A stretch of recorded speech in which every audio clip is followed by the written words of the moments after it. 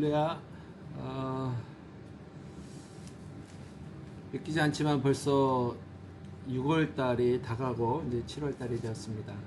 바라기는 조금씩 지금 코로나가 잡혀가고 있는 것 같은데, 또 이제 뭐 변이 바이러스가 지금 또 많이 번지고 있다. 그래서 가장 먼저 마스크를 벗었던 이스라엘에서 다시 마스크를 쓰라는 그런 이야기가 나오고 있는 가운데, 미국이 전면 개방에 들어갔지만 바이러스가 더 이상 확산되지 않도록 우리가 계속해서 기도해야 될 때인 것 같습니다. 오늘 하나님이 주시는 말씀 로마서 8장 16절 17절 보시겠습니다. 로마서 8장 16절 17절 제가 봉독해 드리겠습니다. 성령이 친히 우리 영으로 더불어 우리가 하나님의 자녀인 것을 증거하시나니, 자녀이면 또한 후사 곧 하나님의 후사요 그리스도와 함께한 후사니, 우리가 그와 함께 영광을 받기 위하여 고난도 함께 받아야 될 것이니라. 아멘. 우리가 잘 알고 있는, 다시 이야기하고 싶지 않은 그러한 사건들이 참 많은데요. 1994년도에 한국에서 있었던 그 박한상 군이라는 이 청년의 그 살인 사건은 아마도 그냥 목회하는 한 정말 많은 사람들이 그 예화로 사용하는 그러한 사건이 되지 않을까 생각을 합니다.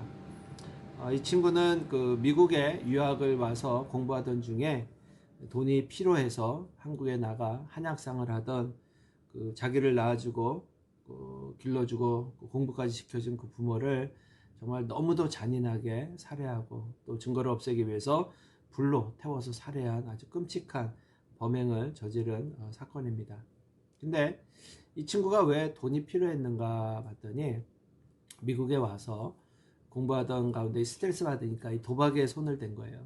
그래서 보내준 돈으로 이제 도박을 하다가 점점 그것이 이제 중독이 되다 보니까 여기저기서 돈을 빌려서 이 빚이 많아지니까 감당을 못해서 한국에 나가서 아버지 유산을 좀 달라고 그랬는데, 아버지가 100억 정도 되는 큰 부자였습니다. 근데 그때 이제 그 경찰에 체포된 이후에 그 살해 동기에 대해서 묻자 이 친구가 그렇게 대답을 했다 그래요. 그 부모님하고 말다툼을 하던 가운데 그냥 돈이 필요하다 그래서 준 게 아니라, 아버지도 화가 나죠. 그러니까는 너 같은 자식이 이제 필요 없다. 집에서 나가라.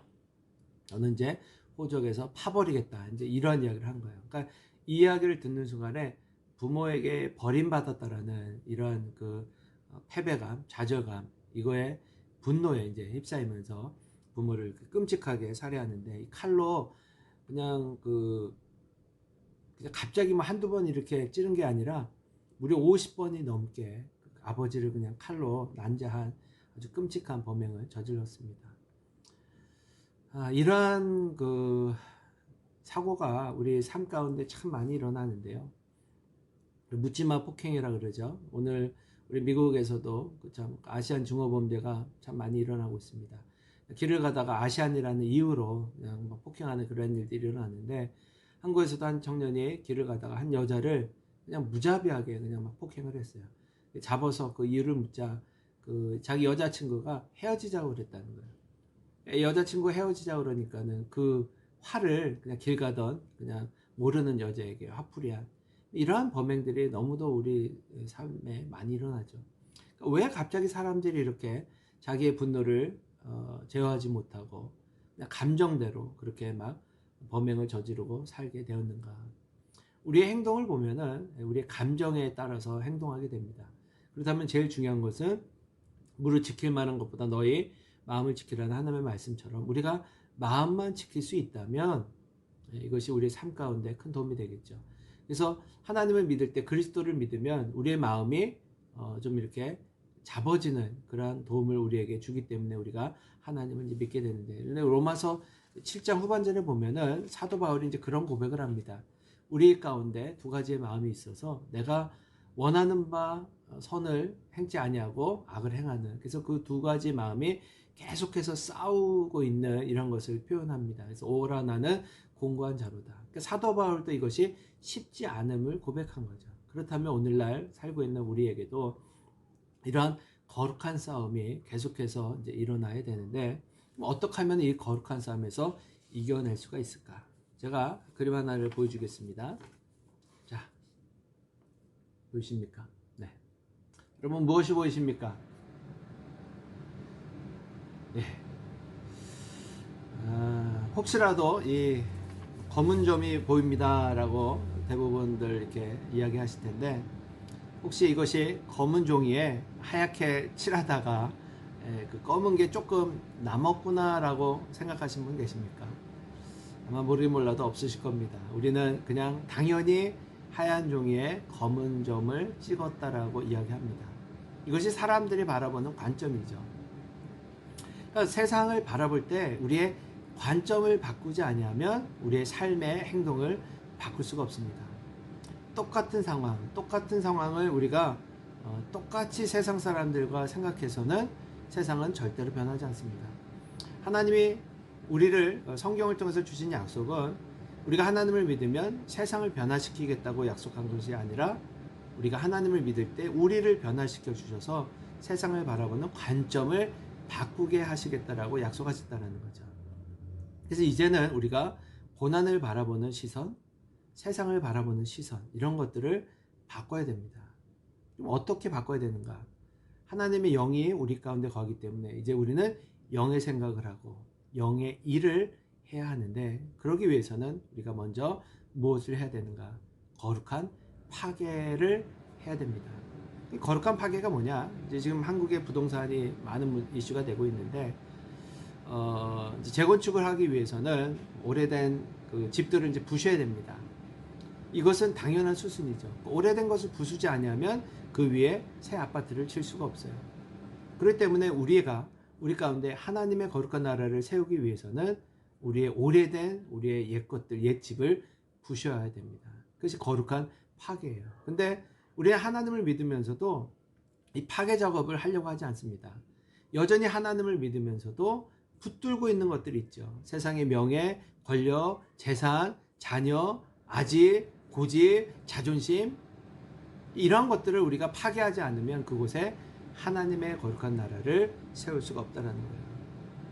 오늘 하나님이 주신 이 본문 말씀은 우리가 하나님을 믿을 때에 하나님 아버지를 아바 아버지라고 부를 수 있는 그런 특권을 우리에게 주셨고, 하나님의 축복을 우리가 이제 누리게 될 때에 하나님의 후사도 우리의 이제 후사가 되는데 고난도 함께 받아야 될 것이니라 라는 말씀을 주셨다는 거예요.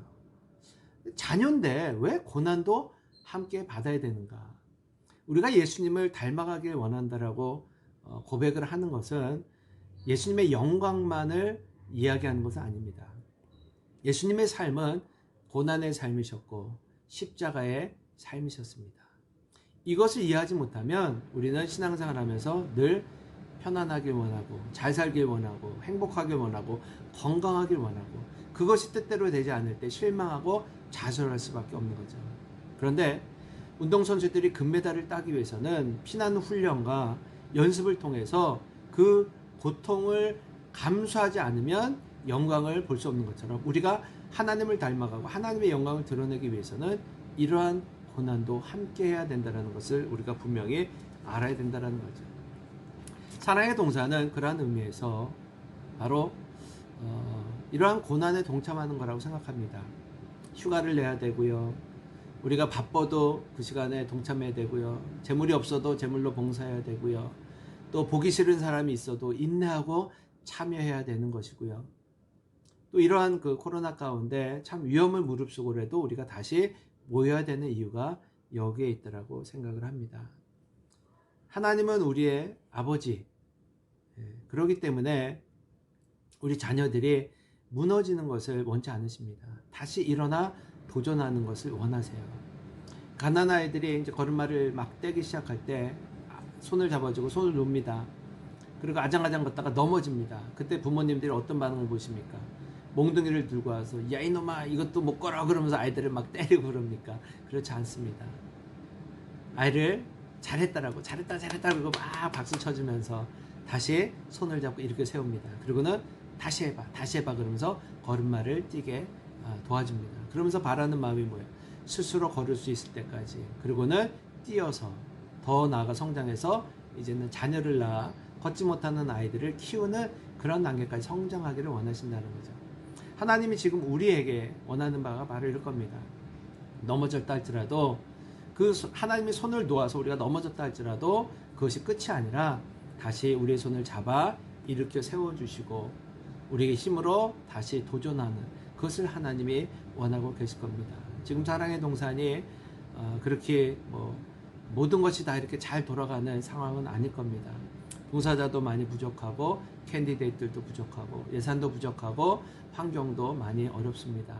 분명한 것은 하나님이 기뻐하는 일이라면 그 사역에 우리가 멈추지 아니하고 다시 일어나 도전해야 된다라는 거죠. 하나님의 후사이지만은 그리스도와 함께 고난도 받아야 된다라는 것을 분명히 기억하시고, 이 고난이 고난으로 끝나는 것이 아니라 하나님의 영광이요 우리에게는 큰 은혜와 축복의 시간이 된다는 것을 분명히 기억하시고, 오늘도 힘들고 어렵지만은 그 고난 가운데서도 다시 전진할 수 있는 우리 모든 헬스카도들 되시기를 주의 이름으로 축복합니다. 샬롬.